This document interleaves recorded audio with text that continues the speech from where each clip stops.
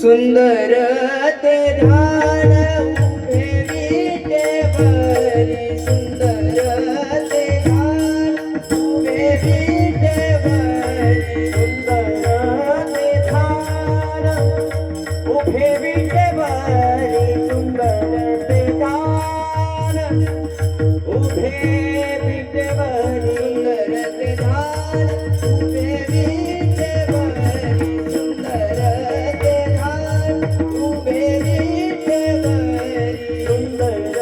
ते ध्यान उभे विटेवरी, सुंदर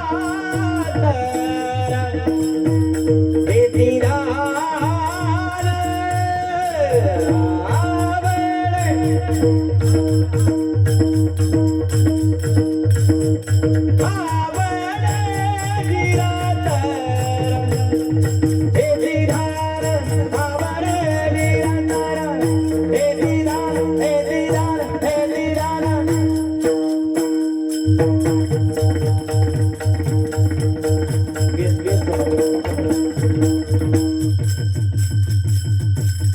बेस थोड़ा बेस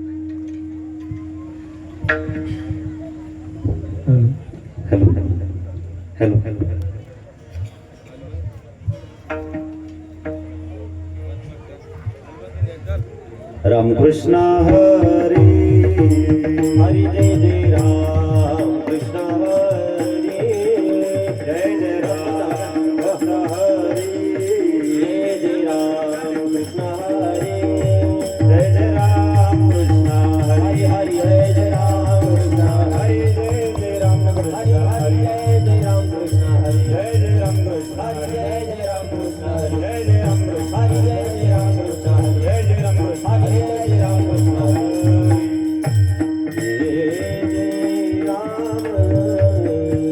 रूप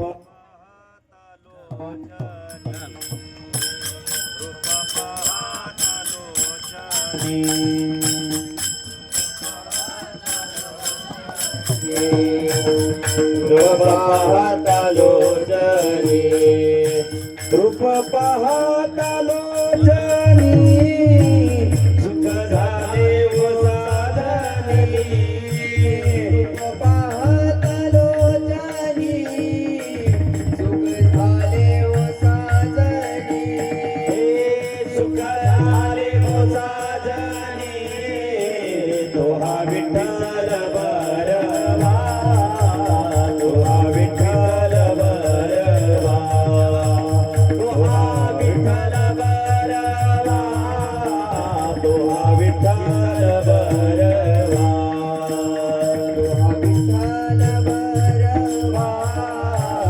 दोहा विठ्ठल बरवा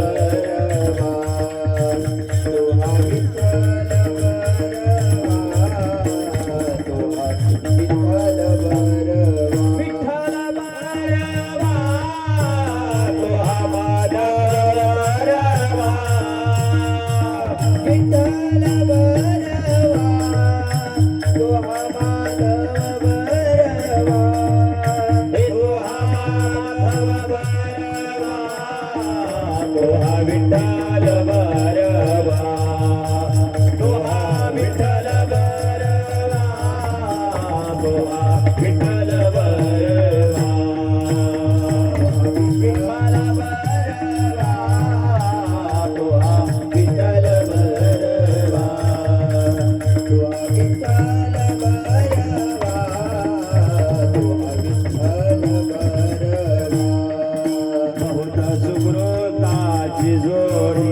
बहुत सुकृताची जोडी सुकृताची जोडी हे बहुत सुकृताची जोडी म्हणून विठ्ठल आवडी म्हणून विठ्ठल आवडी म्हणून विठ्ठल आवडी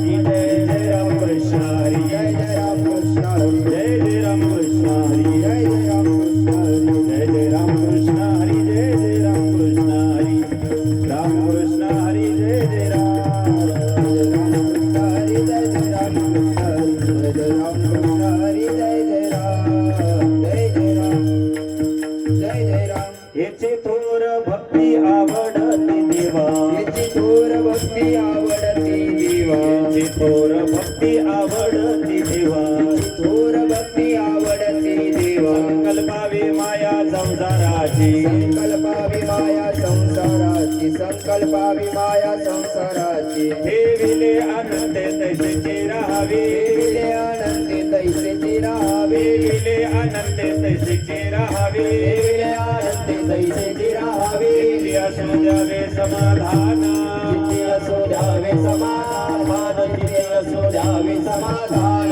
पाहिल्या उद्वेग दुःखाची केवळ पाहिल्या उद्वेग दुःखाची केवळ पाहिल्या उद्वेग दुःखाची केवळ पाहिल्या उद्वेग दुःखाची केवळ भोगने ते फळ संचिताचे नीती फळ संचिताची भोगने ते फळ संचिताची तो कामने घालू तयावरी भार मने घालू तयावरी भार मने घालू तयावरी भार मने घालू तयावरी भार हुआ संसार देवा पायी बाहुवा संसार देवा पायी बाहुवा संसार देवा पायी देविले आनंद तैसेची राहावे आनंद तैसेची राहावे देविले आनंद तैसेची राहावे आनंद तैसेची राहावे असू द्यावे समाधान चित्ती असो द्यावे समाधान चित्ती असो द्यावे समाधान ढोबार कुमाई ओंकार कुमाई ढोबार कुमाई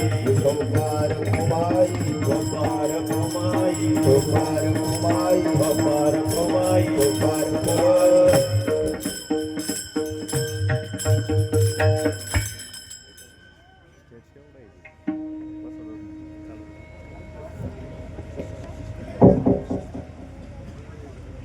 हेलो विको द्या थोडा हेलो हेलो हेलो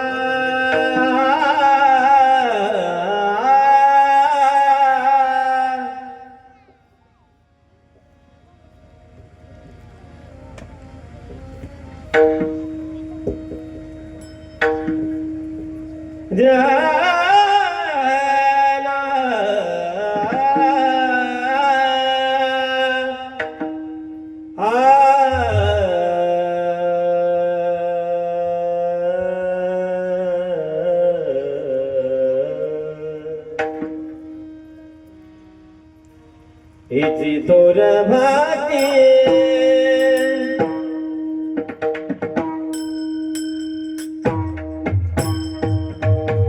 इति तोर भाती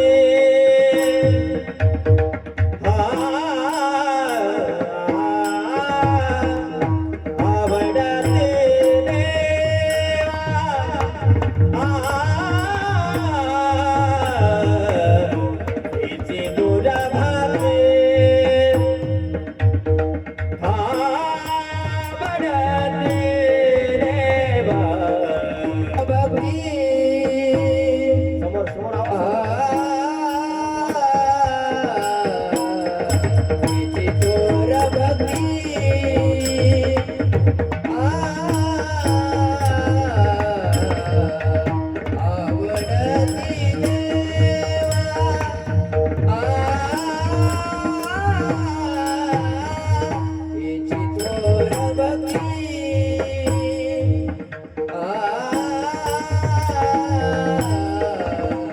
इति तोर भाती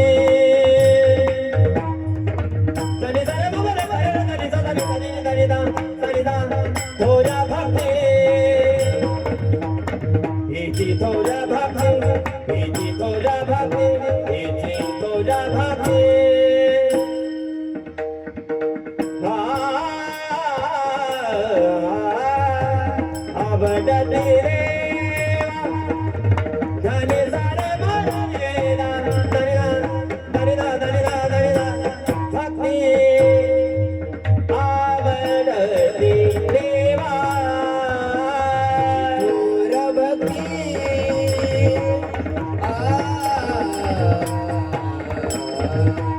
याची थोर भक्ती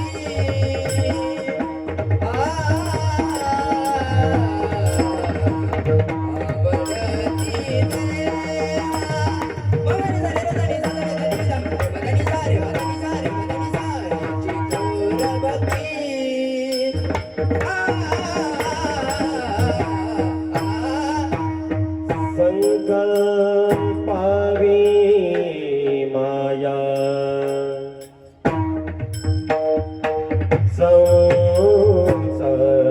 संसाराची संकल्पावी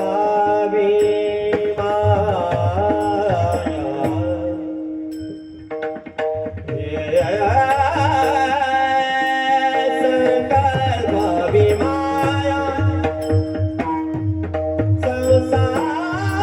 संसाराचे विलियानते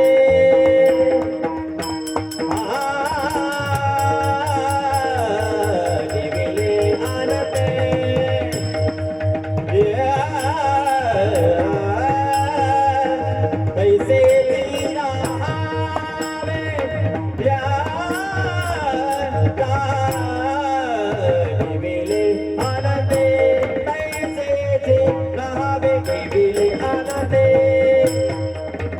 संकल्पावी माया संसाराची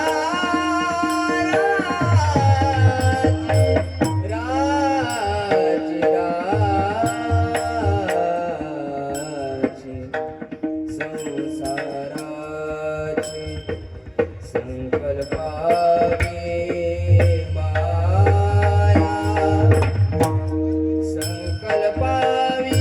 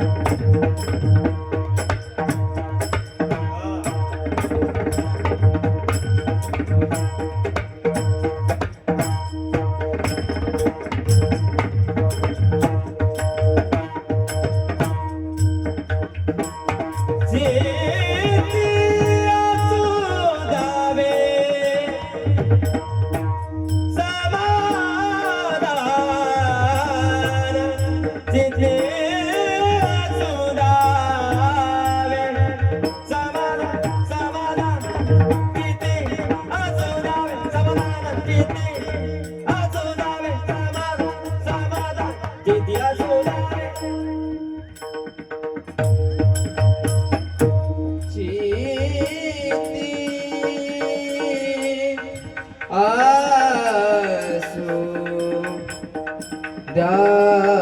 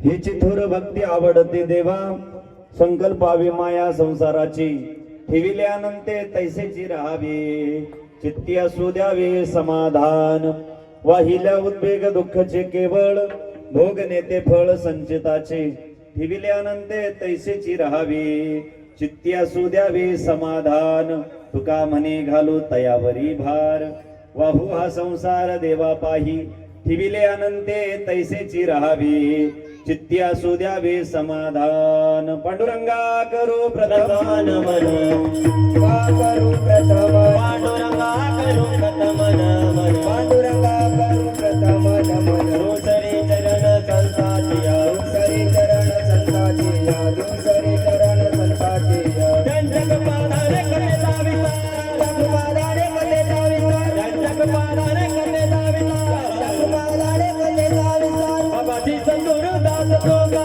बाबाजी सद्गुरुदास तुका बाबाजी सद्गुरुदास तुका गंगा विशुद्धं निदपाद स्पर्शं सरोवेष्टितं चुंबितं पुण्यस्थानं सराले स्थितं तं समाधिस्थमूर्तिं नमामि गंगागिरियोगिराजं तपोज्ञान वैराग्य भक्ति स्वरूपं सुधालंकृतं साधु संन्यास योगं मुखे यस्य वेदांत शास्त्रार्थ नित्यं नमो नारायण गिरिज परब्रह्म स्वरूपं सद्गुरु योगीराज गंगागिरीजी महाराज यांच्या अनंत कृपा आशीर्वादाने ब्रह्मलीन सद्गुरु श्री नारायणगिरीजी महाराज यांच्या अनंत कृपा आशीर्वादाने परम श्रद्धेय गुरुवर्य महंत स्वामी श्री रामगिरीजी महाराज यांच्या अनंत कृपा आशीर्वादाने आज या ठिकाणी कीर्तन रूपी सेवेचा योग आहे ज्या निमित्ताने अखंड हरिनाम सप्ताह चालू आहेत या ठिकाणी परमपूजनीय श्री हरिहर केशव गोविंद महाराज यांच्या कृपा आशीर्वादाने श्री हनुमान जन्म उत्सव व कीर्तन महोत्सव या ठिकाणी संपन्न होत आहे श्री क्षेत्र हनुमान मंदिर पटेलवाडी उक्कलेगाव आणि गेल्या अनेक वर्षापासून 3 वर्षापासून या ठिकाणी अखंड हरिनाम सप्ताह चालू आहे सप्ताहाच्या आजच्या 4थ्या दिवसाची कीर्तन रूपी सेवा या ठिकाणी समस्त ग्रामस्थ उक्कलगावकर यांच्या वतीने आली कीर्तन सुरू करायला उशीर का झाला हे सांगून पुन्हा उशीर करत नाही आपली सेवा प्रारंभ करतो विठ्ठल विठ्ठल विठ्ठला विठ्ठला विठ्ठला विठ्ठला विठ्ठला सुंदर असं आयोजन नियोजन समस्त ग्रामस्थ उक्कलगावकर पटेलवाडी यांनी केलं या ठिकाणी प्रत्यक्ष पंढरपूर प्रत्यक्ष पैठण प्रत्यक्ष आळंदी उतरवल्यासारखं वातावरण तुम्ही या ठिकाणी केलं त्याबद्दल एकदा तुमच्याकरता तुम्हीच टाळी वाजवा अतिशय दृष्ट लागल असं नियोजन तुम्ही या ठिकाणी सप्ताहाचं केलेलं आहे तुम्हाला शतशः नमन या ठिकाणी मी करतो सुंदर असं वातावरण आपल्या सप्ताहाचं झालेलं आहे सप्ताहाची आज 4थ्या दिवसाची कीर्तन रूपी सेवा आहेत 7 संगती करतात दिग्गज मंडळी आहेत संयोजक आयोजक मंडळीच्या वतीने या ठिकाणी सप्ताहाचं नियोजन होत आहे सर्व ज्येष्ठ मंडळ तरुण मंडळ महिला मंडळ सर्वांच्या असणाऱ्या सहकार्याने तन मन धनाने हे कार्य चालू आहे ज्यांच्यामुळे तुमच्या सर्वांच्या दर्शनाचा योग आला आमचे जीवलग मित्र अभिदादा गायके फार दिवसाचा त्यांचा आग्रह होता मागच्याही वर्षी त्यांनी आग्रह धरला होता याही वर्षी त्यांनी हट्ट धरला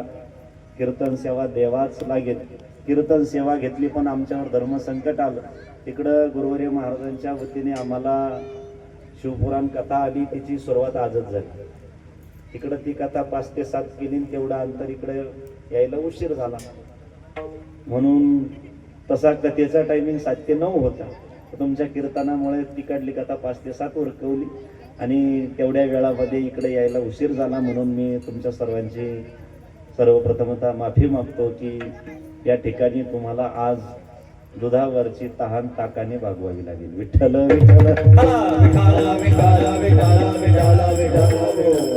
गोड असं नियोजन या ठिकाणी आपण सर्वांनी केलं सुंदर अशी साऊंड सिस्टीम आहेत साऊंड सिस्टीम माझ्या दादांना धन्यवाद सर्व गुणीजन मंडळी आपल्यासारखे या ठिकाणी सप्ताहाला उपस्थित आहेत लोक कीर्तनाला आल्यानंतर प्रसादाची वाट पाहतात आम्ही कीर्तनाला येत असताना प्रसादची वाट पाहत आलो गोड प्रसाद जसा खावा प्रत्येकाला वाटतो तसा प्रसादचा आवाज कीर्तनात ऐकल्याशिवाय कीर्तन करू वाटत नाही असे आमचे प्रसाद महाराज तराळ आपल्याला मनस्वी धन्यवाद प्रसाद महाराजांच्या गोड चालीमध्ये ज्यांनी चैतन्य निर्माण केलं असे चैतन्य महाराजांनाही धन्यवाद तुमच्या सर्वांच्या चालीमध्ये ज्यांनी आशेचा किरण दाखवला असे किरण महाराजांना या ठिकाणी धन्यवाद माझ्या समवेत आलेले माझे ज्येष्ठ गुरुबंधू मृदंगाचार्य गुरुवर्य महाराजांच्या नित्य सेवेमध्ये ते असतात सदैव गुरुवर्य महाराजांची सेवा कीर्तनामध्ये पखवाज वाजवण्याचा योग त्यांना येतो असे मृदंग महर्षी विक्रमजी महाराज शिरसाट विक्रमजी महाराजांना सुद्धा या ठिकाणी धन्यवाद देतो. सर्व गावातील भजनी मंडळ, तरुण मंडळ, पंचकृषीतून आलेले सर्व भाविक मंडळ सर्वांच्या चरणी वंदन करून सेवेला प्रारंभ करतो. झाले राम राज्य काय उने आमासी, काय उने आमासी. झाले राम राज्य काय उने आभासी, काय उने आभासी. धरणी धरी पिक गाई ओळल्या म्हशी, धरणी धरली पिक गाई ओळल्या म्हशी. राम वेळोवेळ आम्ही गावोविये, आम्ही गावोविये. राम वेळोवेळ आम्ही गावोविये, आम्ही गावोविये. वेळोवेळा आम्ही गावोविये, आम्ही गावोविये. राम वेळोवेळा आम्ही गावोविये, आम्ही गावोविये. सुंदर असा पर्वकाळ आहे. आपल्या हिंदू धर्माचा आराध्य दैवत भगवान प्रभू श्री राम जन्माच्या उत्सवानिमित्त आणि रामरायाचे परमभक्त हनुमंतरायाच्या जन्म उत्सवानिमित्त हा उत्सव सुरू होत असतो. म्हणून या ठिकाणी सुंदर जल्लोषात हा अखंड हरिनाम सप्ताह गेल्या 3 वर्षापासून चालू आहे. सप्ताहाचं कीर्तन म्हटलं या ठिकाणी आपण सप्ताह करतो आहोत, कोणतंही पारमार्थिक कार्य करत आहोत, पण ते आपण का करतो आहोत याची कारणं आपण अगोदर जाणून घेतली पाहिजे. जोपर्यंत आपण याची कारणं जाणून घेत नाही, कारण सप्ताह करायचंय म्हणून करायचंय. काहींना विचारलं सप्ताह का करायचा, ते म्हणतात शेजारच्या गावात होतो ना आमच्या गावात नाही झाला तर लोक नाव ठेवतील ना, म्हणून करायचा असतो का हो सप्ताह. सप्ताह कशा करायचा असतो. हा एकमेव असणारा पवित्र मांडव आहे. तिथं प्रत्येकाला आल्यानंतर बघा तुम्ही सप्ताहानंतर कीर्तन झाल्यावर पंगत एक येतं. पंक्तीमध्ये जर एखाद्याला ठसका आला महाराज तर 4 जण पाण्याचा ग्लास घेऊन येतात. घरी येऊ द्या बरं ठसका, पाण्याचा ग्लास नाही येणार, उत्तर येईन ते बी ठसक्यात. विठ्ठल विठ्ठल विठ्ठल विठाला विठाला विठाला विठाला विठाला. ते म्हणशील गप गिळा, बरोबर आहे का नाही.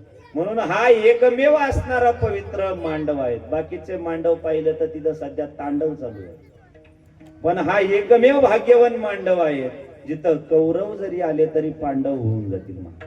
असा पवित्र असणारा हा सप्ताहाचा मांडव आहे. अखंड हरिनाम सप्ताह आहेत. वर्षभर लागलेल्या आमच्या बुद्धीचा जो गंज असतो ते या ठिकाणी ब्रेन वॉश सेंटर म्हणलं तरी काही हरकत नाही. म्हणून या ठिकाणी वर्षातून एकदा तरी वर्षभर आपल्यामध्ये ऊर्जा टिकून राहावी म्हणून हे उत्सव केले जातात. या उत्सवामध्ये अनेक उपक्रम आपण करतो.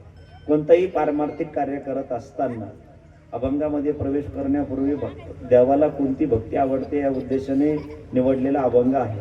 पण देवाला भक्ती कोणती आवडते यापेक्षा भक्ती करत असताना काय चुका करू नये किंवा भक्ती नेमकी कशी करावी याचे कारण आपल्याला जाणून घेतली पाहिजे.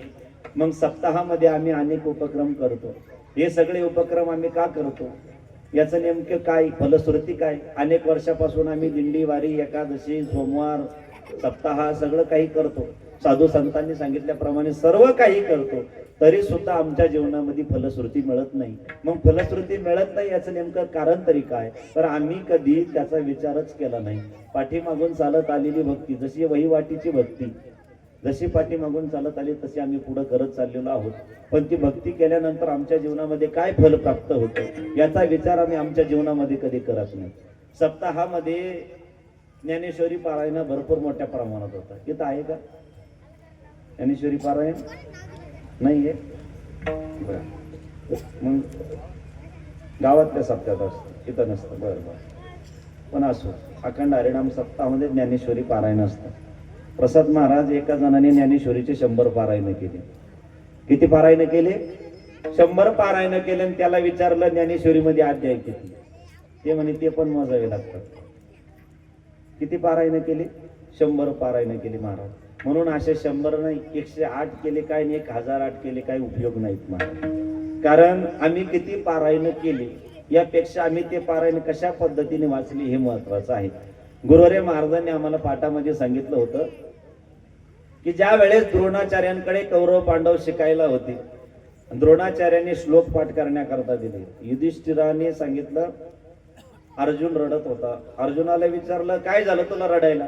म्हणे, दादा गुरुजींनी श्लोक पाठ करायला दिले, दुर्योधनाचे 100 श्लोक पाठ झाले, माझे 5च पाठ झाले. त्यावेळेस युधिष्ठिराने सांगितलं, अर्जुना 100 श्लोक पाठ झाले की 5 श्लोक पाठ झाले याला महत्व नाही, पाठ केलेल्या श्लोकाचा तुला अर्थ किती कळाला हे महत्वाचं आहे. म्हणून आम्ही आमच्या जीवनामध्ये किती पारायण केले याला महत्व नाही. तो ज्ञानेश्वरी ग्रंथ इतका श्रेष्ठ आहे.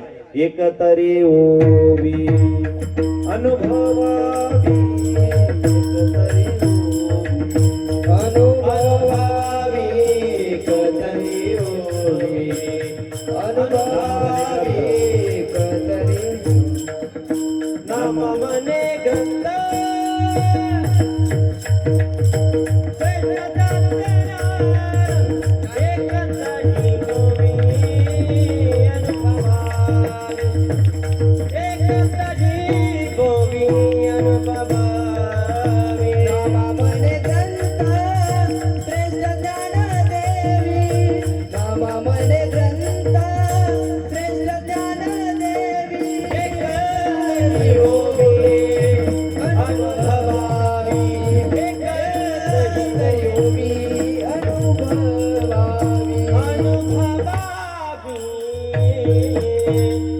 म्हणे ग्रंथ श्रेष्ठ ज्ञान देवी, एक तरी ओवी अनुभवावी.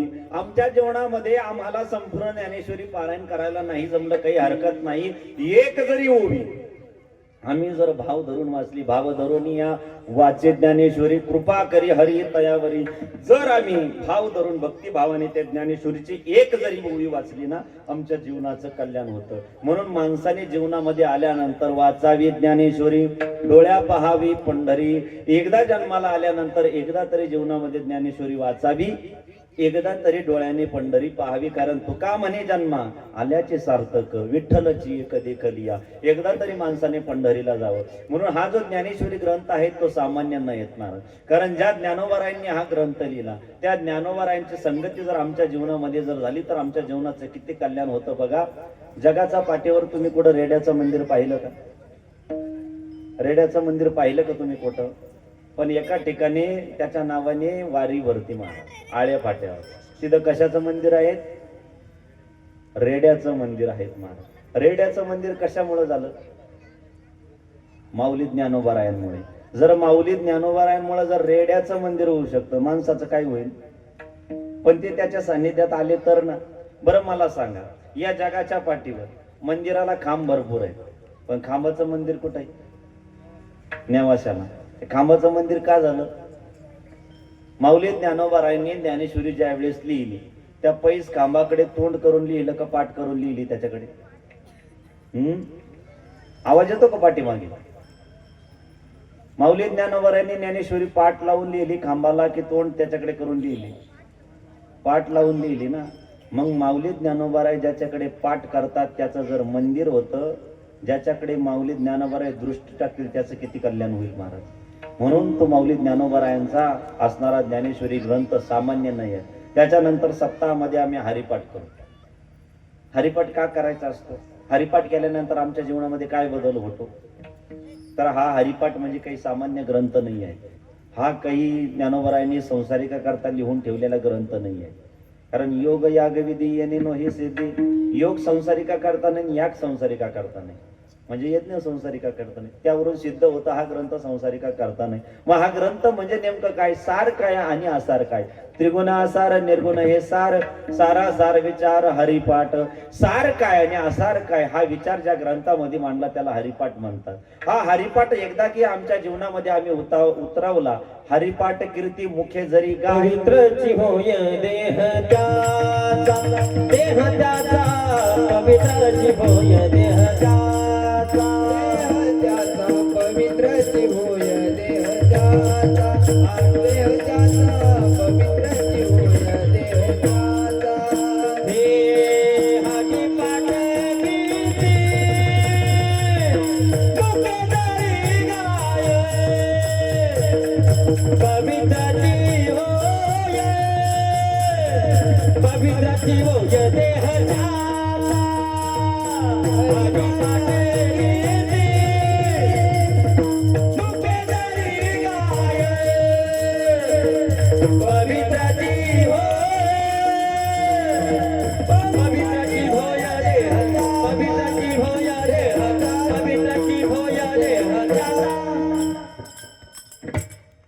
हरिपाठ कीर्ती मुखे जरी गाय पवित्रची होय देह त्याचा. एकदा की आम्ही आमच्या जीवनामध्ये हरिपाठ उतरवला की आमचा देह पवित्र होतो. म्हणून आम्ही आमच्या जीवनामध्ये लक्षपूर्वक ऐका, आम्ही आमच्या जीवनामध्ये एकदा की हरिपाठ पाठ केला की तो हरी आमच्याकडे पाठ करत नाही. विठ्ठल विठ्ठल विठ्ठल विठ्ठल विठ्ठल म्हणून जीवनामध्ये हरिपाठ करावा. त्याच्यानंतर सप्ताहामध्ये पहाटे आम्ही कार्तिक महिन्यामध्ये सप्ताहामध्ये पहाटे आम्ही काय करतो, काकडा म्हणतो. बरोबर आहे. इकडं म्हणतात का तुमच्याकडे काकडा? कधी म्हणतात? पहाटी म्हणतात. बरोबर आहे का नाही? पहाटे का बरं म्हणतात? भजन्यांना झोप येत नाही म्हणून, का गावाला झोप येऊ द्यायची नाही म्हणून? तर त्या काकड्याच्या माध्यमातून कैमी उद्धार पावेल, काय कृपा करील नारायण ऐसे तुम्ही सांगा संत जन. उठा जागे वारे आता, स्मरण करा पंढरीनाथा. त्या जीवनाचं दडलेलं जे रहस्य आहे, तर त्या भगवान परमात्म्याचं ब्रह्ममुहूर्तावर उठल्यानंतर आमच्या जीवनामध्ये आणखी नेमकं काय केलं पाहिजे हे आम्हाला शिकवतो. तो आहे पहाटेचा काकडा. त्याच्यानंतर आपण एक एक वस्तूकडून शिकण्यासारखं आहे. इथं टाळ वाजतात कीर्तनात भजनामध्ये. या टाळाकडून आम्ही काय शिकायचंय? तो आमच्यातल्या अहंकाराचा विटाळ जावा म्हणून टाळ वाजवायचा. हा टाळ काही सामान्य नाहीये. विठ्ठल टाळ विठ्ठल दिंडी, प्रत्यक्ष विठ्ठल भगवान परमात्मा असणारा हा टाळ आहे. त्याच्यानंतर सुंदर असा मृदंग या ठिकाणी वाजतो. हा मृदंग कशापासून बनलेला आहे? सोन्यापासून, चांदीपासून, लाकडापासून बनलेला आहेत ना. तो लाकडापासून बनलेला आहे, तरी तो भगवान परमात्म्याच्या भजनामध्ये दंग आहेत म्हणून तो मृदंग आहेत. आम्ही माणसाच्या जन्मात येऊन लाकडासारखे वागत राहिलो, आमचा उपयोग होत नाही. त्याच्यानंतर सप्ताहामध्ये 8 दिवस वीणा वाजवतात मंदिरामध्ये. त्या विण्याला किती तारी असतात? आता ज्याने तो गळ्यात घातला त्यालाच माहिती. बऱ्याच गावात मारुतीच पहारा करतो महाराज. विठ्ठल विठ्ठल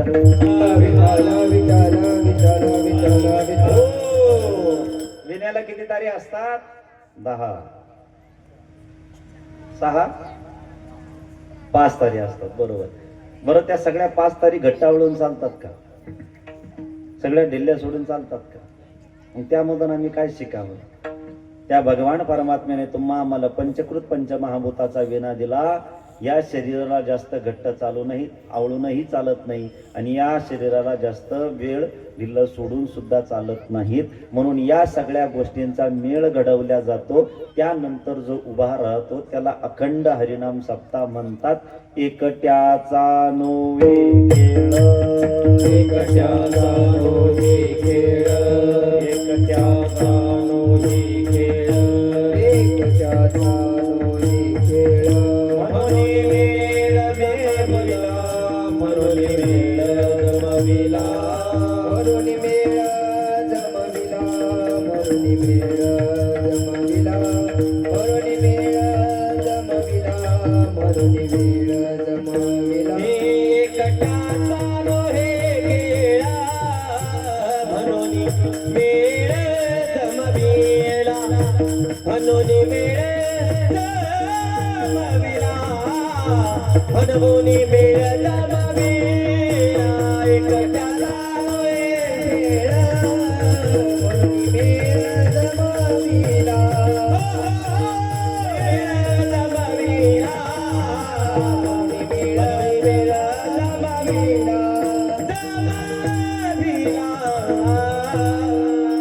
सगळ्या गोष्टींचा मेळ घातल्यानंतर आमच्या लक्षात येतं एवढं मोठं कार्य कोणत्याही एका व्यक्तीच्या सहकार्याने होऊ शकत नाही. याकरता तन मन धनाने सर्वांचं या ठिकाणी योगदान लागत असतं. म्हणून हा जो परमार्थ करायचा असतो, प्रपंच करतात माणसं मी वाढवण्याकरता, परमार्थ करावा माणसाने मी घालवण्याकरता.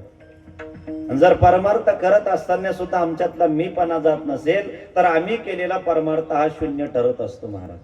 कारण हा असणारा मीपणा आहे, हा जो अभिमान आहे, हा तुम्हाला कधी नरकामध्ये ढकलेल सांगता येत नाही. तुका म्हणे नरका घाली अभिमान. आणि जर तुम्हाला यमाच्या द्वारात जायचं असेल हा मीपणा धरून तर काही हरकत नाहीत महाराज. कारण हा मीपणा कधी कधी तुम्हाला यमाच्या द्वारात ढकलेल सांगता येत नाहीत. सुंदर असा मूर्तिकार होता, लक्षात येण्याकरता सांगतो हा मीपणा किती घातक आहे. कोणाचा मीपणा कधी जागा होईल सांगता येत नाहीत महाराज. एक मूर्तिकार, हुशार मूर्तिकार होता. तो इतकी हुबेहूब मूर्ती बनवायचा की त्याने मूर्ती बनवली की मनुष्याची आकृती आहे समजत नव्हतं. आणि एक दिवस तो तीर्थयात्रेला गेला आणि तीर्थयात्रेमध्ये त्याला कुणीतरी सांगितलं का आज 10 दिवसापासून 12 वाजता तुझा मृत्यू होणार आहे. त्याला वाटलं जगभर नाव झालं आणि 10 दिवसात मरायचं, आता काय करावं. म्हणून त्याने एक युक्ती सुचली. त्याला वाटलं आपण यमाला चुकवू. यमाला चुकवण्याकरता उरलेल्या 9 दिवसात त्याने स्वतः सारखे हुबेहूब पुतळे बनवले. 10व्या दिवशी 11:55 तो मूर्त्यांमध्ये जाऊन उभा राहिला. बरोबर 12 वाजता यमराजा आला त्याला नेण्याकरता. आणि यमराज बऱ्याच वेळेस निरीक्षण करू लागला. पाहिलं लक्षात काही येईना. कोणाचा मीपणा कधी जागा होईल सांगता येत नाहीत महाराज. यमराजाच्या लक्षात येईना मनुष्य कोणता, मूर्ती कोणती, पण यमाला माहिती होतं माणसाचा स्वभाव. त्याला माहिती होतं कोणाचा मीपणा कधी जागा होऊ शकतो. यम म्हणे इतक्या सुंदर मूर्त्या बनवल्या, इतक्या सुंदर मूर्त्या बनवल्या की याला एखादं पारितोषिक द्यावा तरी कमी आहे, एखादी रक्कम द्यावा तरी ती कमी आहे. पण याच्यात एक चूक आहेत म्हणे. याला वाटलं आजपर्यंत माझ्या मूर्तीत चूक काढणारा अजून जन्माला आला नाही आणि हा कोण माझ्या मूर्तीमध्ये चूक काढणारा. हा म्हणे काय चूक झाली. यमराजा म्हणे हीच चूक झाली. हा बोलला नसता ते आम्हाला ओळखू आला असतात का. म्हणून हा मीपणा कधी कधी तुम्हाला यमाच्या द्वाराला ढकलीत सांगता येत नाहीत. म्हणून हा परमार्थ मी घालवण्याकरता आपण करावा. विठ्ठल विठ्ठल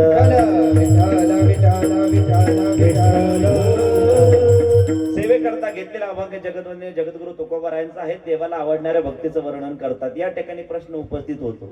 जगद्गुरु तुकोबाराय सांगतात देवाला आवडणारी भक्ती करा. याची थोर भक्ती आवडते. देवा थोर भक्ती आवडते. थोर भक्ती आवडते म्हणजे काय.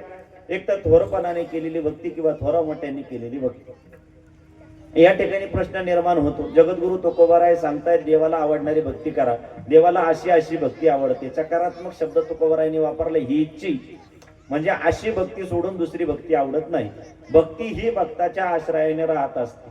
मग आता या ठिकाणी जगद्गुरु तुकोबाराय सांगतात अशी अशी भक्ती आवडते, अशी भक्ती सोडून दुसरी भक्ती आवडत नाही.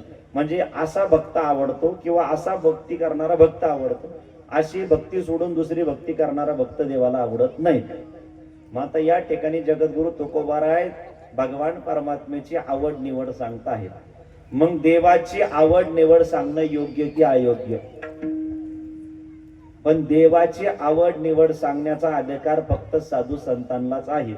कारण परमार्थ करत असताना परमार्थामध्ये आपली आवड चालत नाही. परमार्थ करत असताना परमार्थामध्ये आपली आवड चालत नाही. त्याचं कारण असं आहे आपली आवड घरात सुद्धा चालत नाहीत. तुम्हाला प्रश्न करायचा पुरुष मंडळ, तुम्हाला बटाट्याची भाजी खायची आहे आणि यांनी वांगे चिरून ठेवले. कोणती भाजी होणार घरात. वांग्याची भाजी होणार. बरोबर आहे की नाही. वांग्याचीच भाजी बटाट्याची भाजी म्हणून आम्हाला खावा लागेल. म्हणजे आमच्या घरात काहीच चालत नाही. फक्त आम्ही घरात चालतो एवढंच खूप आहे सध्या. विठ्ठल विठ्ठल. परमार्थामध्ये आमची तुमची आवड चालत नाही. साधू संतांच्या आवडीचा परमार्थ करावा लागतो. कारण ते साधू संत तुम्हाला आम्हाला मार्ग दाखवून गेलेले आहेत. मार्ग दाखवून गेले आधी दयानिधी संत ते. त्या साधू संतांनी तुम्हाला आम्हाला मार्ग दाखवून दिलेला आहे भक्ती मार्ग. आणि त्या भक्ती मार्गावरती चालल्यानंतर तेनीचे पण ते चालू जाता न पडे गुंता कोठे काही. आमच्या जीवनामध्ये कुठल्याही प्रकारचा अडथळा येत नाही. मग आता या ठिकाणी दुसरा प्रश्न निर्माण होतो. जगद्गुरु तुकोबाराय सांगतात देवाला असा असा भक्त आवडतो, असा भक्त सोडून दुसरा भक्त आवडत नाही. मग ज्या देवाने सृष्टी निर्माण केली त्या देवाला असं म्हणता यावं का की हा भक्त मला आवडतो, हा भक्त मला आवडत नाही. कारण देवानेच दोघांनाही निर्माण केलं. आईला असं म्हणता येतं का हो मला फक्त धाकला मुलगा आवडतो, थोरला आवडत नाही, किंवा फक्त थोरलाच आवडतो, धाकला आवडत नाही. आईला असं म्हणता येत काय. आणि एखादी आई जर म्हणत असेल मला फक्त धाकला आवडतो, थोरला आवडत नाही, आपण समजून घ्यायचं धाकल्याची सख्खी आणि थोरल्याची विठ्ठल विठ्ठल. पण आता या ठिकाणी देवाची आवड निवड आपल्याला बघायची आहे.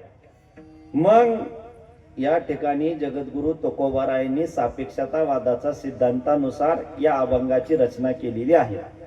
त्याचं कारण असं आहे आपल्याला असं बघायचं आहे देवाच्या ठिकाणी विषमता आहे की नाही आहे. कारण जर जगद्गुरु तुकोबारायांच्या गाथेचा विचार जर तुम्ही आम्ही केला तर जगद्गुरु तुकोबारायांच्या गाथ्यामधील पहिला अभंग काय आहे.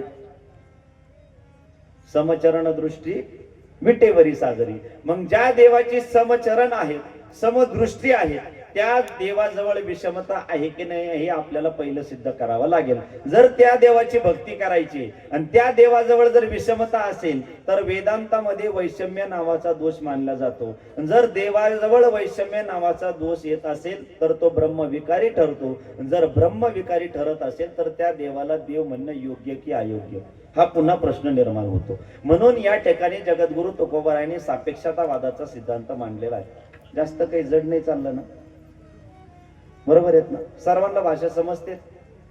काय झालं, एका ठिकाणी वर्ष श्राद्धाचं कीर्तन चालू होतं, त्याच्यामध्ये जरा वेदांतिक विषय चालू होता, ब्रह्मतत्व आणि माया तत्व. ब्रह्म म्हणजे सत्य आणि माया म्हणजे ब्रह्म. जास्त जड विषय कीर्तनात चालू झाला की लोकांच्या डोक्यावरून जायऐवजी तो मांडवावरून जातो. सगळे असे गंभीर बसलेले होते. तुम्ही कसे बसले आता? एक माझा मित्र म्हणे, महाराज टेन्शन घेतल्यावर टक्कल पडतं म्हणे. म्हणलं माझा काही भरोसा नाहीच म्हणे, कारण टेन्शन घेतल्यावर जर टक्कल पडतं तर टक्कल पडल्यावर जे टेन्शन आहे त्यानं काय पडल? बरं, टेन्शन फक्त माणसांनाच आहे का? नाही ना. टेन्शन सगळे असे गंभीर बसलेले होते, जसे धरून आणले. तुम्ही कसे बसले आता? हा, असेच बसलेले होते ते सगळे. म्हणलं एवढ्या वेळचं कीर्तन चालू आहेत, कोणाला समजलं असेल तर सांगा. एक म्हातारा आजार उठले, म्हणले महाराज मी सांगतो ब्रह्म काय, माया काय, ब्रह्म काय, सत्य काय. ते म्हणे महाराज तुमचं जे कीर्तन चालू आहेत ना हे एकदम सत्य आहे, आणि तुम्ही सांगितलेलं जे कीर्तन आहे असं जे तुम्हाला वाटतं आम्हाला कळतंय हा तुमचा भ्रम येत नाही. तसा माझा भ्रम नाहीत ना. आज आपला विषय चालू होता सापेक्षतावाद. आता हा सापेक्षतावाद म्हणजे तरी काय, जगद्गुरु तुकोबारायांच्या भाषेतून आपण समजून घेऊ. जगद्गुरु तुकोबाराय सांगतात, जर तुम्हाला एखाद्याला वाईट ठरवायचं आहे, हा सिद्धांत लक्षपूर्वक ऐका आणि लक्षात ठेवा, तो तुम्हाला पुढे काम येईल. एखाद्याला जर तुम्हाला वाईट न म्हणता वाईट ठरवायचं असेल तर हा सापेक्षतावाद मांडला जातो. एका म्हणता भले तुझे सहजची निंदिले. समजा दोन आमदार तुमच्या कार्यक्रमाला भेट द्यायला आले आणि एका आमदाराला तुम्ही म्हणले, वा आमदार साहेब तुमचं कार्य अप्रतिम आहे. शेजारच्या आमदाराने समजून घ्यायचं नक्कीच आपलं कार्य चांगलं. दुसऱ्या आमदाराला तुम्ही वाईट म्हणले का? पण एका आमदाराला तुम्ही चांगलं म्हणले का दुसरा आमदार ऑटोमॅटिक वाईट ठरतो. ते नसेल समजलं तर आपल्या ग्रामीण भाषेत उदाहरण देतो. एका वृत्तपत्रामध्ये बातमी छापून आली.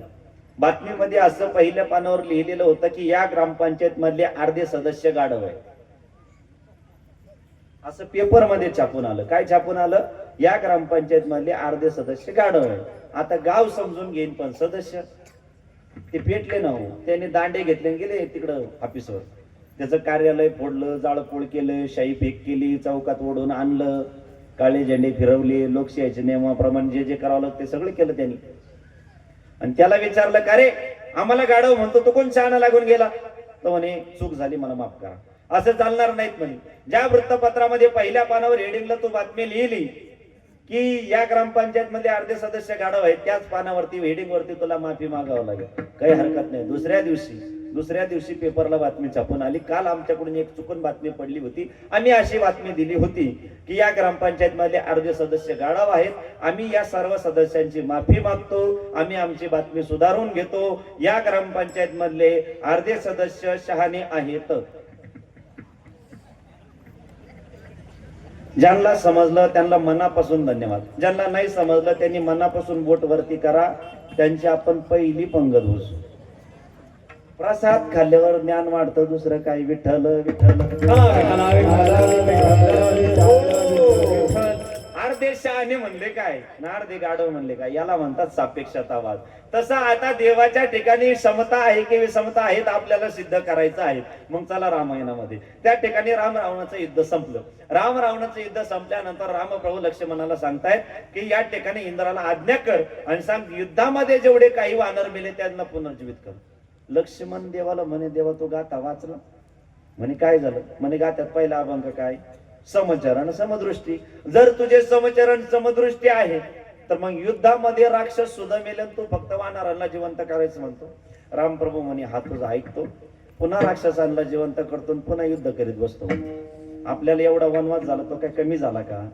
एवढी साधी गोष्ट जर तुला कळते तर मला कळू नये का? बरं मला एक गोष्ट सांग, मी कोण आहे? देवा तू साक्षात परब्रह्म आहे. माझा महिमा काय? कोटी ब्रह्महत्या मुख पाहता जाते. ज्याचं मुख पाहिल्यानंतर कोटी ब्रह्महत्याचं पातक जातं. मला एक गोष्ट सांग लक्ष्मणा, ज्या वेळेस आपण युद्ध करत असतो, युद्ध करत असताना एकमेकाचे तोंड एकमेकाकडे असतात की पाठ एकमेकाकडे असते? महिला मंडळ भांडण करताना तोंड एकमेकाकडे असतं की पाठ एकमेकाकडे असते? आम्ही फक्त तोंड करून भांडण करतो म्हणा महाराज. विठ्ठल विठ्ठल विठ्ठल विठ्ठल विठ्ठल विठ्ठल. मग जे राक्षस माझ्याकडे बघत मेले ते स्वर्गाला जातील का नरकाला जातील? लक्ष्मण देवा स्वर्गाला जातील. मग आपल्या बाजूने लढणाऱ्या वानरांचं मुख कोणाकडे होतं? राक्षसांकडे. मग ते स्वर्गाला जातील का नरकाला? म्हणे नरकाला. म्हणून त्यांना सुद्धा पुन्हा अमृत पाजायचं, जिवंत करायचं, त्यांच्याकडून पुन्हा भक्ती करून घ्यायची आणि त्यांना सुद्धा स्वर्गाला पाठवायचं. देवाच्या ठिकाणी विषमता राहिली का? म्हणून ज्या देवाच्या ठिकाणी विषमता नाही अशा देवाची भक्ती आम्हाला करायची आहे. मग ती भक्ती तरी नेमकी कशी करायची? अभंगाच्या प्रथम हेची थोर भक्ती आवडती देवा, हेची थोर भक्ती आवडती देवा, हेची थोर भक्ती आवडती देवा, हेची थोर भक्ती आवडती देवा, हेची थोर भक्ती आवडती देवा, हेची थोर भक्ती आवडती देवा, हेची थोर भक्ती आवडती देवा,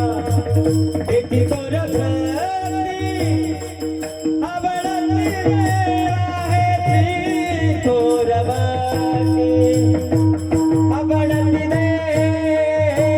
संकल्पावी माया संसाराची, संकल्पावी माया संसाराची, हे संकल्पावी माया संसाराची,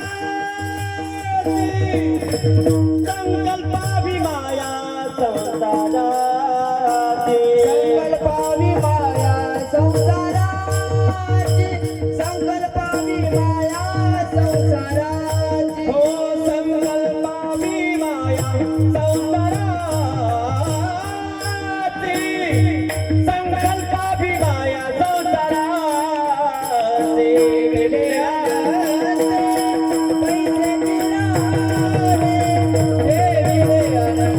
गेले पैसे जिरावे, हे विले अनंते पैसे जिरावे, हे विले अनंते पैसे जिरावे, हे विले अनंते पैसे जिरावे, आनंदे पैसे जिरावे, हे विले अनंते पैसे जिरावे, हे विले अनंते पैसे जिरावे, हे विले अनंते पैसे जिरावे, गोपारक माई, गोपारक माई, गोपारक माई, गोपारक कुमाई, गोपारक माई. हरि जय जय हरि जय जय, हरि जय जय हरि जय ओ जय, हरि जय जय हरि जय, हरि जय जय हरि जय ओ जय, हरि जय जय हरि जय जय, हरि जय जय हरि जय जय, हरि जय जय हरि जय जय, हरि जय जय हरि जय जय, ओ हरि जय जय हरि जय जय, हरि जय जय हरि जय जय. विठोबा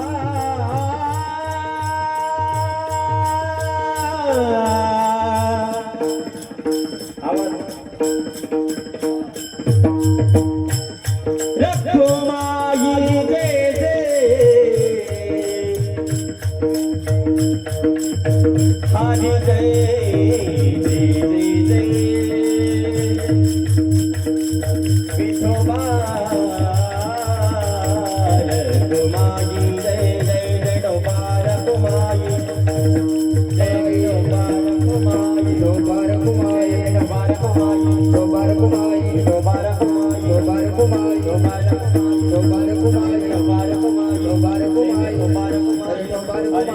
विठोबा रखुमाई विठोबा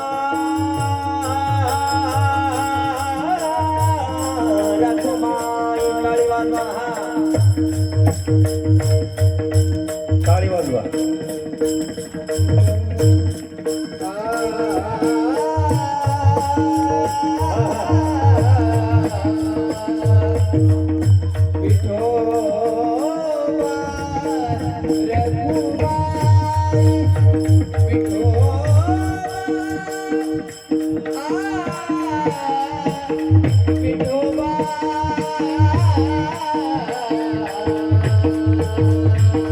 जय जय विठोबा रखुमाई वाटाळकरी वा वा वा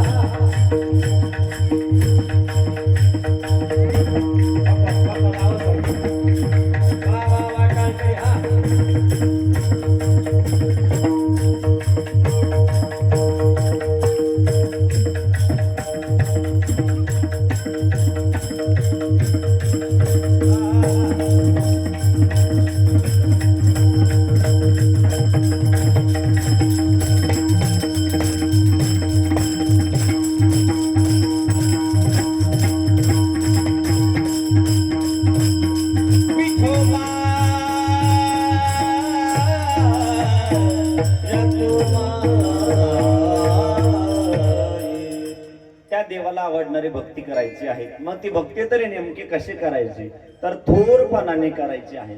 थोरपणाने करायची म्हणजे नेमकी कशी करायची, एक तर थोरा मोठ्यांनी केलेली भक्ती म्हणा किंवा थोरपणाने केलेली भक्ती म्हणा.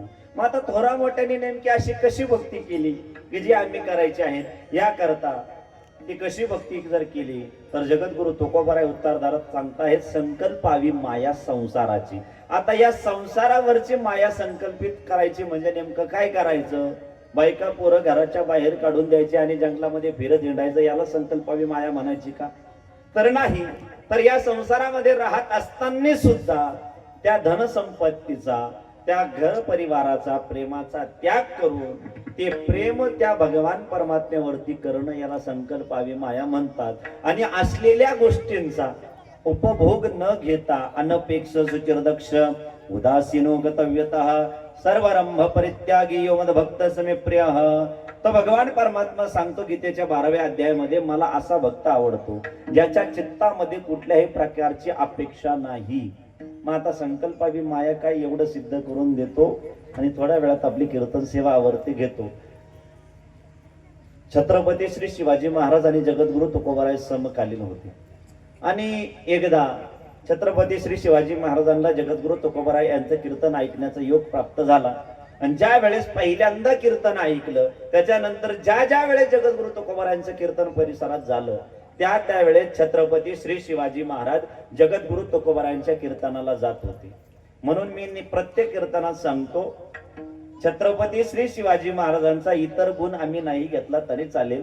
छत्रपती श्री शिवाजी महाराजांची एखादी जयंती आमच्याकडून नाही साजरी झाली काही हरकत नाही, पण छत्रपती शिवाजी महाराज हे कीर्तनाला जात होते एवढा जरी गुण आम्ही छत्रपती शिवाजी महाराजांकडून घेतला तरी ती शिव विचारांना शिव जयंती साजरी केल्यासारखी आहे. आमचं दुर्दैव असं आहे, आम्हाला छत्रपती शिवाजी महाराजांसारखी दाढी वाढवायची आहे पण त्यांचे विचार वाढवायचे नाही, ही आमची शोकांतिका आहे.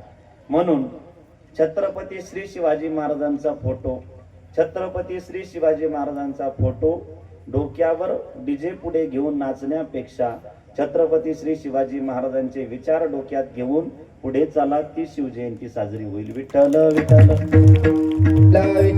विठ्ठल विठ्ठल विठ्ठल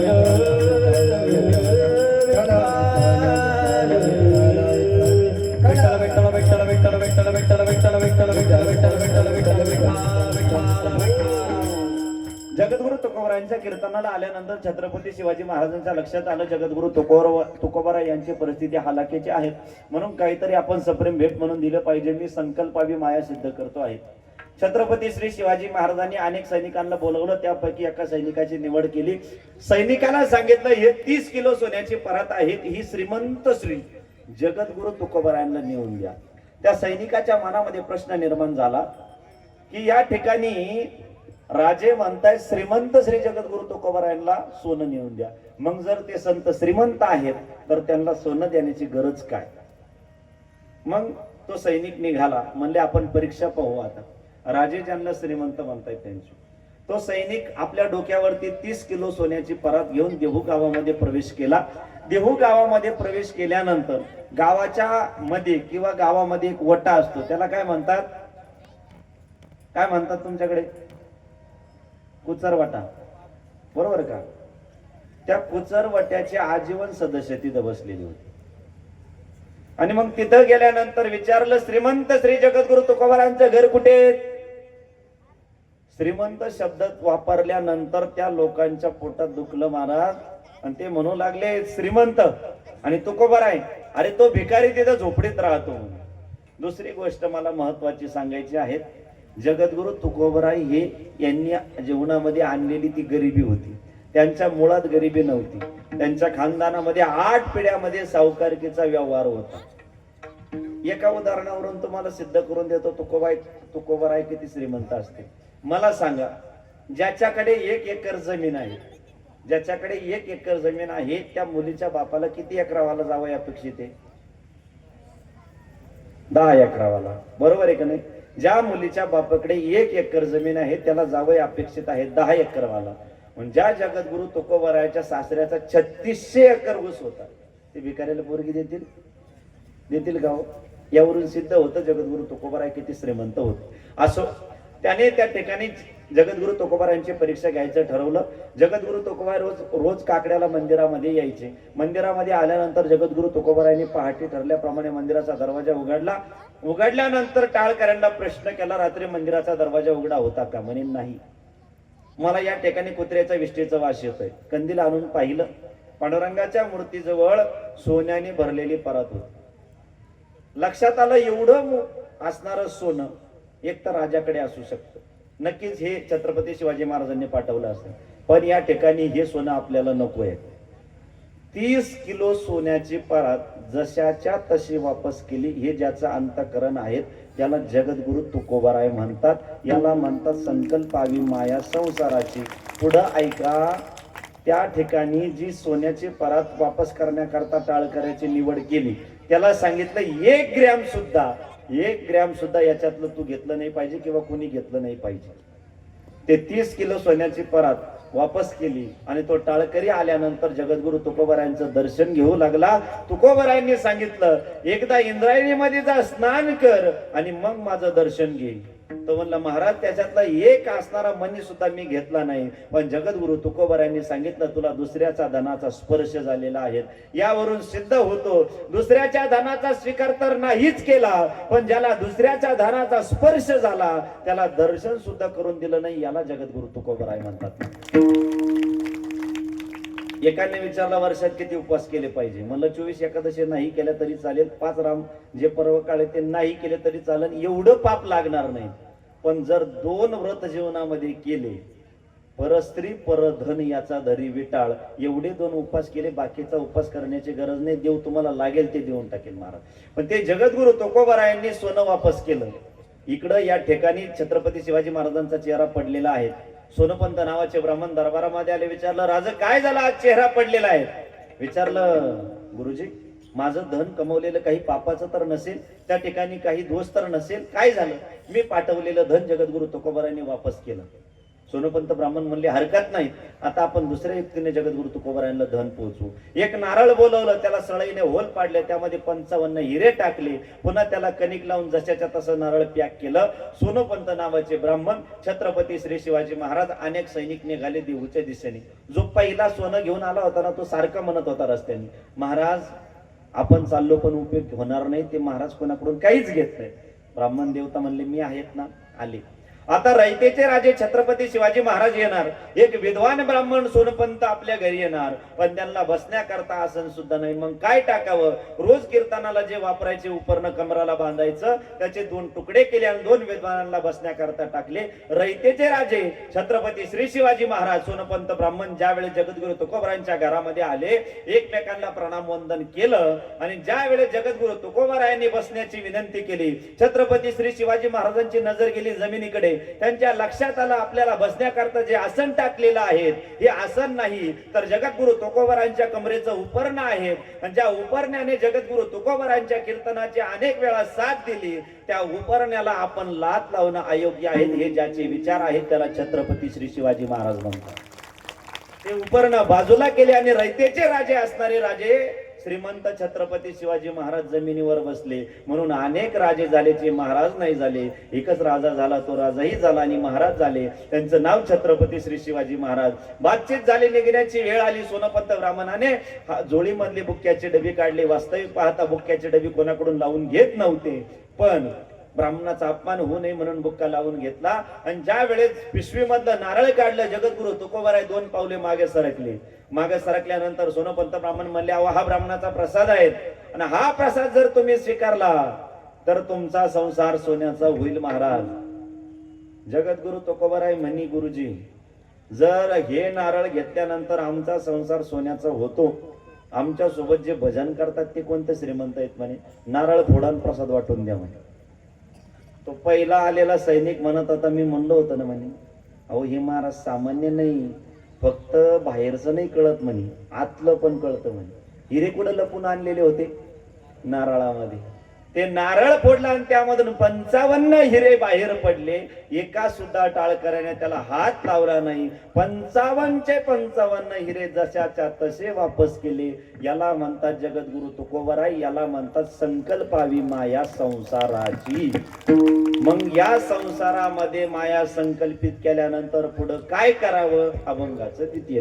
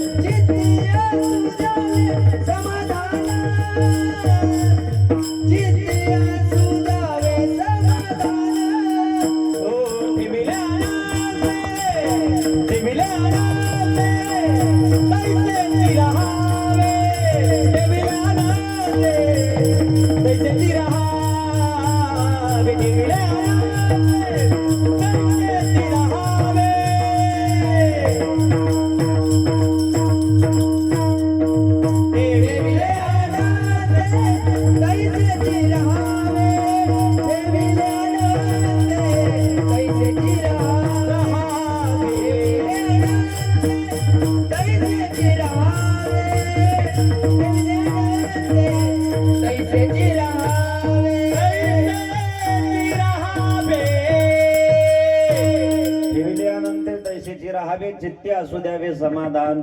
महाराज आम्ही भगवान परमात्मा ठेवीला अवस्थेत राहायला तयार आहे, राहतो पण चित्तामध्ये समाधान नावाची वस्तू अजून आली नाही. समाधान नावाची वस्तू का आली नाही द्वितीय चरण आपण पाहू. तर समाधान आमच्या जीवनामध्ये आलं नाही त्याचं कारण असं आहे, आम्ही आमच्या जीवनामध्ये परमार्थ करतो पण परमार्थ भक्ती मार्ग करत असताना त्यामध्ये काही चुका करतो. भक्ती मार्गामध्ये भक्ती करत असताना 4 प्रकारचे दोष भक्तीमध्ये असू नयेत. पहिला दोष सकाम भक्तीचा, सकाम नावाचा दोष भक्तीमध्ये असू नये. म्हणजे सकाम भावनेने केलेली भक्ती. जशी मंदिरात जायचं, मंदिरात गेल्यानंतर देवाला नारळ फोडायचं, नारळ फोडलं जे तुकडं लांब जाऊन पडतं ते आम्ही कोणाला आणून ठेवतो? देवाला आणून ठेवतो. आणि त्या नारळाचं पाणी स्वतः पितो, देवाला म्हणतो विहिरीला पाणी लागून. सगळं कोरडी होईणार देवा, असं कसं काय चालन? ही सकाम भक्ती झाली, बरोबर आहे का नाही? सकाम भक्ती झाली. गुरुने सांगितलं सत्यनारायण करायचंय, आम्ही जातो दुकानदाराकडे. दुकानदाराला काय म्हणतो? कशाच्या सुपाऱ्या द्या? सत्यनारायणाच्या सुपाऱ्या द्या. ज्या सुपाऱ्या माणसाला खाता येत, ज्या माणसाला खाता येत नाही त्या कोणाला? देवाला. त्या देवाला म्हणायचं माझा बंगला पूर्ण होऊ दे, पाया सगळं कोसळत. कारण देव काय बाजारचा भाजीपाला नाही, त्याला काही कळत नाहीत म्हणून, बरोबर आहे की नाही? त्याचं कारण असं आहे. म्हणून सकाम नावाचा दोष भक्तीमध्ये नसावा. दुसरा दोष सांगितला दांभिक, जो सुरुवातीला आपण वर्णन केलेला आहे, जो मीपणा आहेत, अहंकार आहेत. अहंकार म्हणजे अहमतेचा ओंकार म्हणजे अहंकार. हा दांभिक नावाचा दोष भक्तीमध्ये चालत नाही. त्याच्यानंतर पापाचं सहचार्य भक्तीमध्ये नसावं, व्यभिचारी भक्तीमध्ये नसावी. जसं वार बदललं की लोक देव बदलतात. फक्त इथं कोणीतरी व्हॉट्सअपवर मेसेज करू द्या, श्रीरामपूरमधील एखादा हनुमान मंदिर फार जागृत आहे, लोक इथं उठतील तिकडं रांगा लावतील, बरोबर आहे का नाही? फक्त सांगायला पाहिजे हाय मारुती, तोही मारुतीच आहे. फक्त इंस्टाग्रामवर देव आला पाहिजे तर लोक गेलेच समजत. याला व्यभिचारी भक्ती मानतात. म्हणून या ठिकाणी म्हणजे दुसऱ्या देवाला जाऊ नये याचं मत नाही, पण आपल्यावर एवढं एकनिष्ठ असावं. जर आपण पांडुरंगाची भक्ती करतो तर आम्ही शिवाच्या जरी मंदिरात गेलो तर भगवान शिवाच्या पिंडीत पांडुरंग परमात्मा दिसावा, एवढी एकनिष्ठ भक्ती आमच्या जीवनामध्ये असावी. त्याचं कारण असं आहे, आमच्या जीवनामध्ये आम्हाला समाधान का प्राप्त होत नाही? आम्हाला देवाचे गुणगान गायचे आहे, पण जवळचे अवगुण सोडायचे नाही. थोडक्यात ज्या तोंडाने देवाचं भजन गायचं, ज्या तोंडाने देवाचं भजन गायचं त्याच देवाच्या ओट्यावर बसून बिडीचा कट्टा संपवायचा. ज्या तोंडाने देवाचं भजन गायचं त्याच तोंडाने पुन्हा गायच्या मळून खायचं. म्हणजे देवाचे गुणगान गायचे ज्या तोंडाने, त्याच तोंडाने पुन्हा. बरं, ते गायच्यात एवढा अवघड असतात म्हणतात. काहीला जर सकाळी भेटली नाही तर पुढच्या गोष्टी बंद होतात. म्हणजे त्या कीर्तनात नाही सांगत मी, पण ज्यांना समजले त्यांना धन्यवाद. त्या गायच्या पुरून आठवलं, एक कथाकार होती. त्या कथाकाराला गायछाप खायची सवय होती. बरं, तेवढी बेकार सवय होती, एकदा जर स्टेजवर गायछाप खाल्ली बसायच्या अगोदर तर पुष्पांजली होस्तर थुंकत नव्हती. ते कथा करायचे, कथा करत असताना थुंकत चक्रांतावर उडायचा. लोक नाराज झाले. लोक कमिटी भेटायला गेली. महाराज, कथा फार सुंदर सांगतात तुम्ही, व्यसन करा नका करू तो तुमचा वैयक्तिक प्रश्न आहे, पण तुम्ही त्या ठिकाणी गायछाप कथा सांगता, त्या ग्रंथावर थुंका उडतो म्हणे, हे योग्य नाही. ते महाराज म्हणे, मग तुम्हाला काय भागवत कळालं, काय महाराज कळालं? अरे मूर्खांनो, ज्या वेळेस मी तुमच्या समोर कथा सांगतो ना त्यावेळेस माझ्या तोंडातून थुंका नाही उडत. गंगा वाहते गंगा. एक जण हुशार होता, घरी गेला पळत. घरी गेल्यानंतर एक डबा काढला, मिक्सर चालू केलं, मिक्सर मध्ये पावडर बनवली. पावडर बनवल्यानंतर त्याची पुडी बांधली. दुसऱ्या दिवशी कथेत समोर येऊन बसला. महाराज आल्याबरोबर स्टेजवर एंट्री केली त्यांनी. म्हणे, महाराज तोंड उघडा. म्हणे, काय आणलं? म्हणे, पावडर. म्हणे, मग तोंड कशाला उघडायचं? पावडर तोंडाला लावतात म्हणे. तसं नाहीत म्हणे महाराज. काल कथा ऐकत होतो, योगायोगाने काल रविवारची सुट्टी होती. कथेमध्ये आलो, तुम्ही सांगितलं ज्या वेळेस मी कथा सांगतो त्यावेळेस माझ्या तोंडातून गंगा वाहते. माझा आजा मरून 13 वर्ष झाले महाराज. शेवटची इच्छा होती त्याची हस्ती गंगेमध्ये टाकावी, पण 13 वर्षापासून कोणी हरिद्वारला गेलं नाही. योगायोगाने तुम्ही गावात आले नाही. पुढं काय झालं असं याच्याकरता वेगळं कीर्तन करावं लागेल.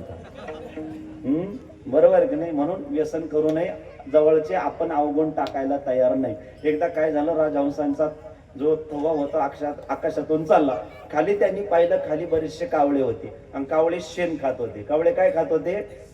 कावळ्यांना कळतं का काय खावा?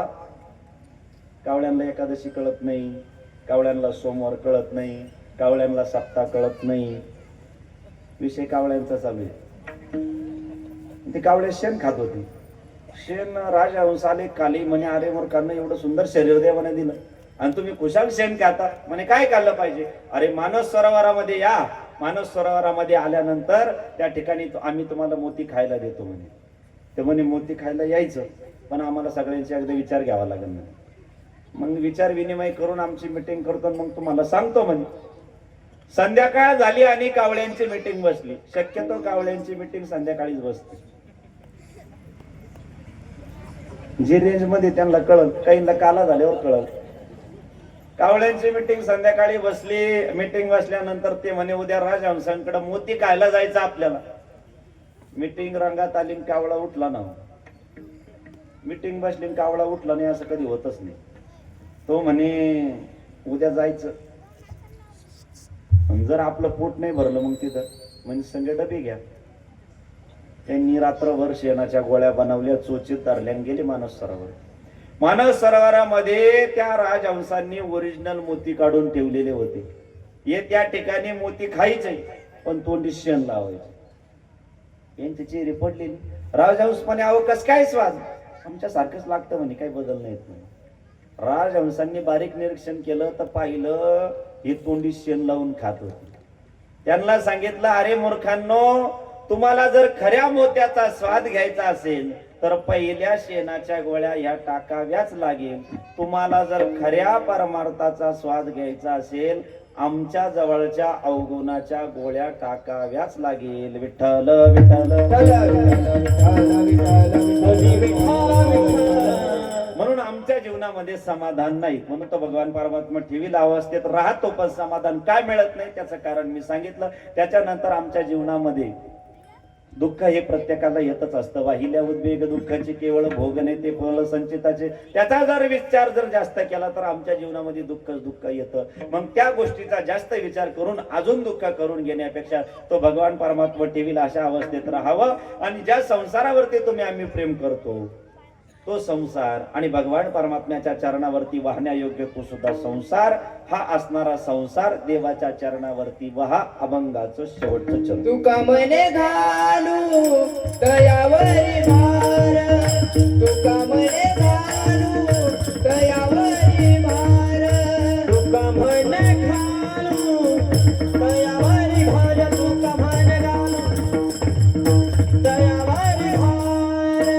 वाहुआ संसार देवा पायी, वाहुआ संसार देवा पायी. ज्ञानांते तैसेची राहावे, चित्ते असू द्यावे समाधान. विले आनंदे ऐसेची राहावे, चित्ती असुदावे समाधान.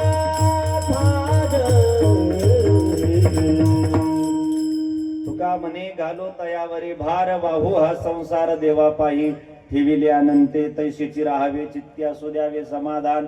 हा जो संसार आहे तो भगवान परमात्म्याच्या चरणावरती वाहना योग्य आहे. त्या संसारामध्ये आल्यानंतर जर त्या देवाच्या भेटीचा भार स्वीकारायचा असेल तर तो भार भगवान परमात्म्यावरतीच घालावा लागेल. म्हणून तुका म्हणे घालू तयावरी भार, त्या देवावरती त्या देवाच्या भेटीचा भार घालावा. आणि हा संसार त्याच्या चरणावरती वाहिल्यानंतर अशी जर भक्ती आम्ही आमच्या जीवनामध्ये जर केली तर अशी थोरपणाने केलेली भक्ती देवाला आवडते. म्हणून अशी भक्ती आम्ही आमच्या जीवनामध्ये उतरवली पाहिजे. म्हणून या ठिकाणी सुंदर असं आयोजन नियोजन केलेलं आहे. शेवटचं सांगतो या ठिकाणी सांगतो तुम्हासी भजारे विठ्ठला, नाहीतरी जन्म गेला वाया. वाया जाणे म्हणजे काय? पटकन बोला, राहिली शेवटचे 2 मिनिटं वाया नका घालू. वाया जाणे म्हणजे काय? एक शेतकरी बाप होता, त्याला असं वाटलं मला एखादा क्लासवन अधिकारी जावई मिळावा. प्रत्येकाला वाटतं, त्यालाही वाटलं. त्याने देवाला प्रार्थना केली, साधू संतांना प्रार्थना केली, क्लासवन अधिकारी जावई मिळाला. नगर सारख्या सिटीमध्ये क्लासवन अधिकारी मिळाल्यानंतर त्या ठिकाणी थाटामाटात लग्न झालं, जल्लोषात लग्न पार पडलं. 6 महिने लग्नाला झाले. 6 महिने लग्नाला झाल्यानंतर सासरे बुवा भेटायला गेले. भेटायला गेल्यानंतर विचारलं जावई बापू, भरपूर दिवस झाले लग्नाला, 6 महिने झाले, तुम्ही अजून एकदाही गावात आले नाही. गावात या कधीतरी, गावाला तुमचा परिचय होईल, तुमचा परिचय गावाला होईल. ते म्हणे 1 रविवार असतो मामा, 1 रविवार मध्ये काय काय करायचं. आणि शक्यतो जावई लोक सासूरवाडीला रविवारीच जातात, सुट्टी असते म्हणून. काय झालं, एकदा धोंड्याचा महिना होता. धोंड्याचा महिना माहिती तुम्हाला? पायावर धोंडा पाडल्याशिवाय धोंड्याचा महिना कळत नाही, त्याला धोंड्याचा महिना म्हणतात. रविवारचा दिवस जावई जेवायला बोलवला. मामाने श्रीरामपूरहून हापूस आंबे आणले. 12 वाजलेले होते. जावईला ताट वाढलं आणि जावई हळूच त्या ठिकाणी मामाला म्हणे, मामा तुम्हाला कळू नाही का म्हणे आज रविवार आहे म्हणून. सासरा म्हणे मला काय माहिती होतं काळ्या पिशवीवाला आहे म्हणून, नाही तर पोरगीच दिली असती नाही म्हणे.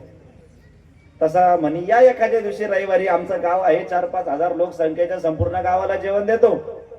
ठीक आहेत म्हणे, येतो एखाद्या रविवारी. रविवारचा दिवस ठरला. पूर्वीचा काळ जावई बसने येणार होता. संपूर्ण गावामध्ये गाव फेटे बांधून जावयाच्या स्वागताला तयार. त्या ठिकाणी गावामध्ये बस आली. पहिला माणूस उतरला, दुसरा माणूस उतरला, तिसरा माणूस उतरला, चौथा माणूस उतरला, शेवटी जावई नाही उतरला. मग सासऱ्याचा चेहरा उतरला. मग कंडक्टरना चिठ्ठी दिली, अचानक कलेक्टरचा दौरा आल्यामुळे येऊ शकलो नाही, मला माफ करा. 4000 लोकांचं जेवण बनवलेलं. म्हणे मग आता अन्नदान वाया जाऊन देता येणार नाही, बसवायची का पंगत? मागचे म्हणते तीच वाट पाहू नये, पण तू कीर्तन सांगते. ते म्हणे बसवायची का पंगत? आपलं दृष्टांतातलं चाललं. म्हणे काही हरकत नाही, आता द्या पंगत बसून. 4000 लोक जेवणा करता बसले. सासरामधून पंक्तीत फिरतोय. एवढं सगळं केलं तुमच्या ध्यानात आहे की मी काय सांगतो? नाही तर मला सुद्धा म्हणावं लागेल. एवढं सगळं केलं, वाया गेलं. बरं मला एक गोष्ट सांगा, किती लोकांनी जेवण केलं? 4000 लोकांनी. किती लोकांना ही जेवली? एक जावई नाही जेवला. 4000 लोकांना जेवण कुणामुळं होतं?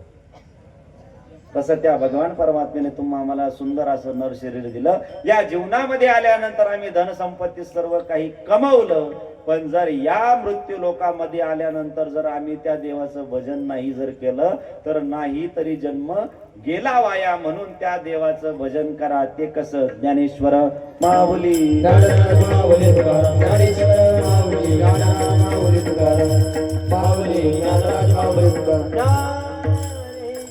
म्हणून सुंदर असं आयोजन नियोजन. या ठिकाणी विशेष कौतुक करावं वाटत तरुण मंडळाचं सुंदर असं नियोजन आहे. एकदा तरुण मंडळाकरता जोरदार अशी टाळी वाजवा. मी असं म्हणणार नाही की म्हाताऱ्या माणसांनी कीर्तनाला येऊ नये. म्हाताऱ्या माणसांनी कीर्तनाला येऊ नये याला माझा विरोध नाही, पण म्हातारा झाल्यावर कीर्तन ऐकू याला माझा नक्कीच विरोध आहे. सगळे काम आम्ही कधी करतो? शिक्षण तरुणपणात, नोकरी तरुणपणात, व्यवसाय तरुणपणात, लग्न आता होत नाही तरुणपणात, तो भाग वेगळा आहे. तरुणपणात लग्न होत नाही, तो भाग वेगळा आहे. पण ज्यांना वाटलं तरुणपणात लग्न व्हावं त्यांनी या कार्यात या. कमीत कमी लोक म्हणतील धार्मिक कार्य येते, नाही तर लोक पाठीमागून फोन करून सांगतील लोकांच्या वरती वाजवतो, दुसरं काही करत नाही. म्हणून तरुण कुठं जर शोभत असेल तर ना भाग्यवंत नटे हरी कीर्तनात. या ठिकाणी बहुसंख्येने तरुण मंडळाने सुंदर असं आयोजन नियोजन केलेलं आहे. त्यांच्या पाठीमागे ज्येष्ठांचं मार्गदर्शन आहे. म्हणून एकदा तरुण शक्ती, ज्येष्ठ मंडळ, महिला मंडळ, पुरुष मंडळ सर्वांना या ठिकाणी मी धन्यवाद देतो. नाहीतर गावगावची परिस्थिती सध्या अशी झाली, गावगावचे तरुण संध्याकाळी धरून आणावं लागतं. मग ते उद्धरून कधी जायचे? ते उद्धरून जाण्याकरता हे साधन आहेत. म्हणून सर्वांना या ठिकाणी प्रणाम वंदन करतो. मी नेहमी सांगत असतो, एकदा या साऊंड सिस्टीम वाल्या दादा करता जोरदार टाळी वाजवा. त्याचं कारण असं आहे, सप्ताह कार्य करत असताना सप्ताह करणारी टीम बी चांगली पाहिजे आणि त्याच्याला आवाज देण्याकरता सिस्टीम बी चांगली असली पाहिजे. ती टीम टिंग नसली पाहिजे. बरोबर आहे का नाही? सगळं काही या ठिकाणी टीमही चांगली आहे, सिस्टीमही चांगली आहे. म्हणून सर्वांना या ठिकाणी धन्यवाद. त्यांच्या माध्यमातून तुमच्या दर्शनाचा योग आला. आमचे अभिदादांना मी पुनश्च एकदा धन्यवाद देतो. समस्त भजनी मंडळ या गावातील पंचक्रोशीतील त्यांनाही प्रणाम वंदन करतो. सर्व गायक वादक आमचे प्रसाद महाराज, त्या ठिकाणी चैतन्य महाराज, किरण महाराज, विक्रम महाराज, पेटीवादक सर्व असणारे टाळकरी विनेकरी सर्वांना प्रणाम वंदन करून आज ज्यांनी अन्नदानाची पंगत दिली त्यांच्याकरता जोरदार टाळी वाजवा. ज्यांची आज असणारी अन्नदानाची पंगत आहेत असे असणारे श्री राजेंद्र भाऊसाहेब पाटील जगदणे व चिरंजीव वसंत पाटील, नितीन वसंत पाटील करडिले या दोघांचा बरोबर दोघांना या ठिकाणी धन्यवाद. दुसरी महत्वाची गोष्ट, आपला संपूर्ण कार्यक्रम ज्यांच्यामुळे युट्यूबवर दाखवतायत, नंतर दाखवणार आहे ना, त्याचं कारण असं आहे महाराज, याचा विशेष उल्लेख असा करायचा, सध्या हा जमाना सोशल मीडियाचा जमाना आहे. लोकांना त्याच्याशिवाय जमाना, काहींचा जमाना गेला पण जमाना असो. तुळजाभवानी मित्र मंडळ पटेलवाडी हा यूट्यूब चॅनल आहेत आणि संपूर्ण सप्ताहाचे कीर्तन व चाली या चॅनलवर दाखवणार आहेत. या साऊंड सिस्टीम पुढे त्याचं बारकोड काहीतरी लावलेलं आहे, तरी सर्वांनी ते स्कॅन करून चॅनलला भरघोस सबस्क्राईब करा अशी सर्वांना नम्र विनंती. चॅनलवाल्यांना सुद्धा धन्यवाद धन्यवाद धन्यवाद. झालेली सेवा परमश्रद्धेय जे मेन होते ते राहिले, हे बालगोपाळांकरता एकदा टाळी वाजवा. ज्यांच्यामुळे आपल्या कीर्तनाला शोभा आली. नेमकी जवळचाच वापा कोरडा राहिला, बरोबर आहे की नाही? गाईगाईत होता असं वय झाल्यावर. म्हणून कुठले तुम्ही? गणेश खिंड. तुम्ही खिंडच लढवली आज. धन्यवाद गणेश खिंडकर. सुंदर असे बालगोपाळ, आपण सप्ताहाचा उत्साह वाढवला, आपल्याला सुद्धा धन्यवाद. झालेली ही कीर्तन रूपी सेवा परम श्रद्धेय गुरुवर्य महंत स्वामी श्री रामगिरीजी महाराज यांच्या चरणावरती ठेवून सेवेला पूर्ण विराम. विठ्ठल जय जय विठ्ठल, विठ्ठल जय जय विठ्ठल. माऊली रे गुरुदेवे देवा कुणी सुंदरे, क्षमा अपराध महाराज तुम्ही क्षिता. नाही उच्चारिला अधिकार मिया तुला, क्षमा अपराध महाराज तुम्ही सिद्ध. तुका म्हणे ज्ञानेश्वरा रागा पाया पडतेश्वरा. क्षमा अपराध महाराज तुम्ही सिद्ध. ज्ञानदेव तुकाराम, ज्ञानदेव तुकाराम, ज्ञानदेव तुकाराम, देव तुकाराम, तुकाराम तुकाराम तुकाराम तुकाराम. कुंडली गौरधारी विठ्ठल ज्ञानदेव तुकाराम पंडित. भगवान की जय. मारुती ज्ञानेश्वर महाराज, जगद्गुरु तुकाराम महाराज की जय. सद्गुरु जोग महाराज की जय. झालं बरं का कीर्तन? श्री हरिहर केशव गोविंद महाराजांच्या कृपा आशीर्वादाने व समस्त ग्रामस्थांच्या सहकार्याने सुरू असणार हा कैलासवासी सौ पार्वताबाई मारुती पाटील गायके यांच्या स्मरणार्थ आजचे संतपूजनाचं त्यांनी जे आयोजन केलं, नंतर आयोजकांच्या वतीने श्री दत्तात्रय मारुती पाटील गायके व अण्णासाहेब मारुती पाटील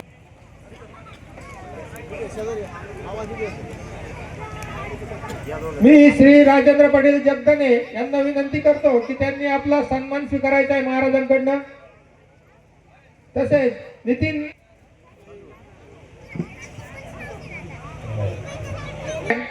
विक्रम महाराज क्षीरसागर यांना मी विनंती करतो की त्यांनी आयोजकांकडनं आपला सन्मान स्वीकारायचा आहे.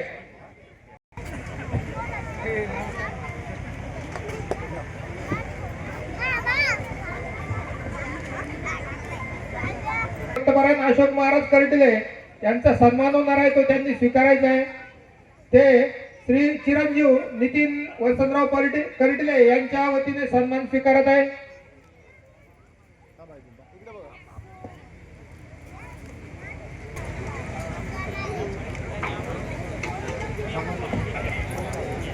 आयोजकांच्या वतीने हरिभक्त